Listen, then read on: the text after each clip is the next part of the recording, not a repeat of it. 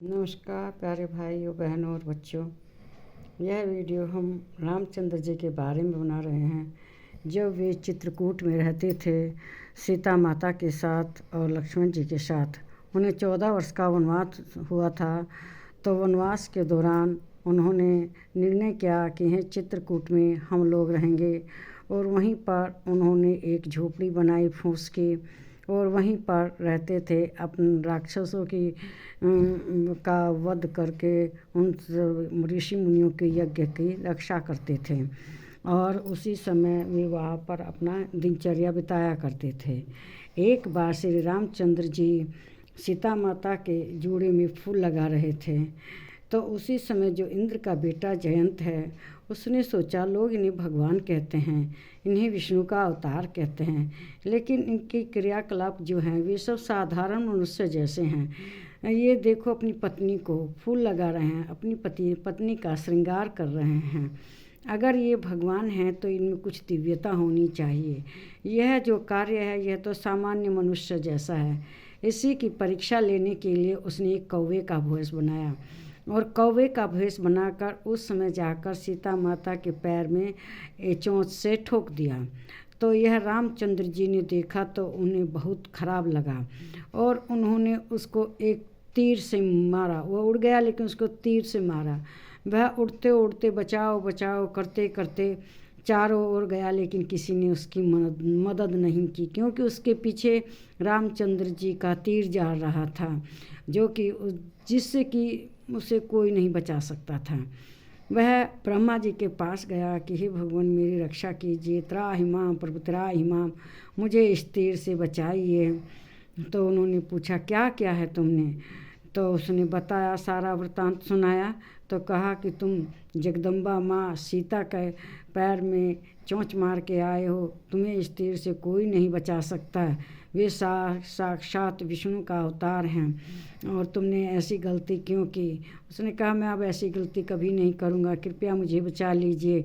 लेकिन ब्रह्मा जी ने भी मना कर दिया। फिर वह विष्णु भगवान के पास गया और कहा त्राहि माम पुत्राहि माम, प्रभु मुझे बचाइए, इस तीर से मेरे प्राणों की रक्षा कीजिए।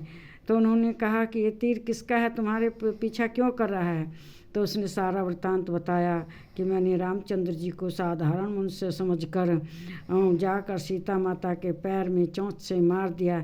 इसी से रामचंद्र जी ने क्रोध करके ये तीर मेरे पीछे छोड़ दिया है, जो कि मुझे मेरे प्राण हर लेगा। तो उन्होंने कहा विष्णु भगवान ने कि तुमने तो बहुत बड़ी गलती की, वे रामचंद्र जी मेरा ही साक्षात अवतार हैं, और तुमने सीता माता के पैर में मारा है, वह साक्षात लक्ष्मी जी हैं। इस तीर से तुम्हारी कोई रक्षा नहीं करेगा, हम तुम्हें नहीं बचाएंगे।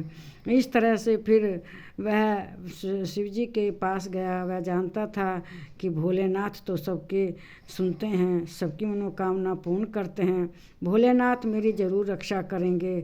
और जाके भोलेनाथ के चरणों में पड़ गया और कहने लगा कि हे प्रभु मेरी रक्षा कीजिए, हे भोलेनाथ आप तो भोले दानी हैं, सबके मेरे प्राण दान में दे दीजिए, धनुष मेरा ये तीर जो है मेरे प्राण हर लेगा।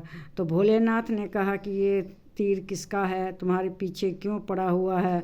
तो उसने बताया कि मैं सीता माता के पैर में चोंच से मार दिया था, और इसीलिए रामचंद्र जी क्रोधित होकर मेरे पीछे मुझे मारने के लिए तीर चलाए, ये तीर मेरा पीछा कर रहे हैं। भोलेनाथ कहने लगे कि तुमने कितनी बड़ी गलती की है, वे साक्षात विष्णु का अवतार हैं, उस तीर से तुम्हें कोई नहीं बचा सकता, तुम उन्हीं की शरण में जाओ, वे ही तुम्हारा दुख दूर करेंगे, तुमने बहुत बड़ी गलती की है।